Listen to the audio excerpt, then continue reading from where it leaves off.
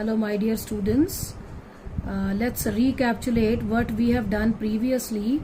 The first and the foremost important thing is we have to remember the rules applicable in the absence of partnership deed.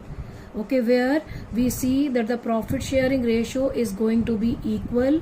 Interest on capital, no interest on capital is allowed to the partners.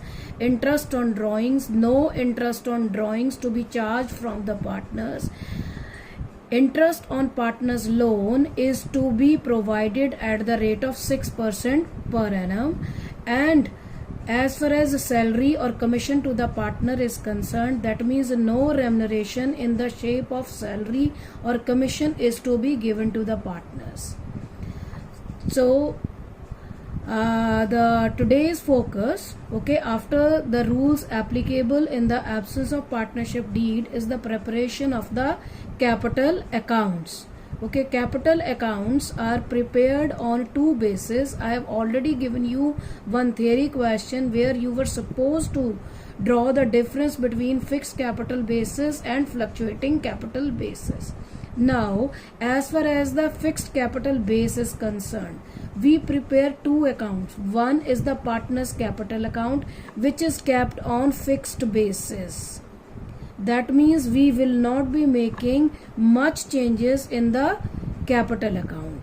There will be only two circumstances. That means when the partner introduces additional capital or withdraws or permanently withdraws the capital. These are the only changes which are to be incorporated in the partner's capital account when the capital account is prepared on fixed basis. I'll repeat once again.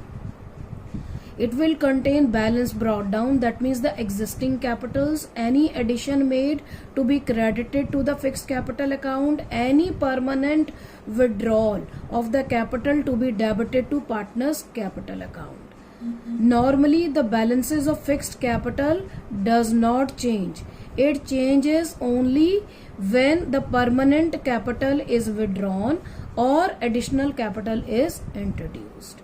Along with this account, okay, we prepare one more account, that is partner's current account. Please mind my words, preparation of partner's current account.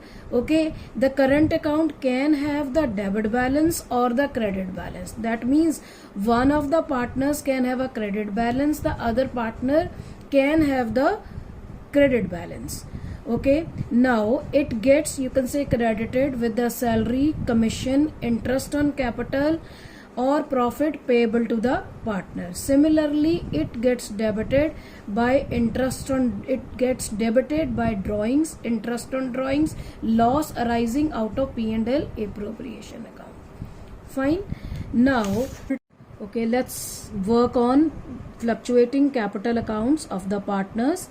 Okay, on the credit side, I will be writing down the balance brought down, any additional capital introduced through bank, salary or commission which is payable to the partner, interest on capital, profit and loss, appropriation, profit. And on the debit side, I will be writing drawings, both the drawings. Remember, drawings against capital and drawings against profits. You must prepare one difference. What is the difference between drawings against capital and drawings against profits? Remember, whatever the drawings are being done by the partner, they are to be shown on the debit side of the partner's fluctuating capital account. Similarly, interest on drawings to be debited to the partner's capital account, and any loss, okay, which is there in profit and loss appropriation account to be debited to partner's capital account. This way you see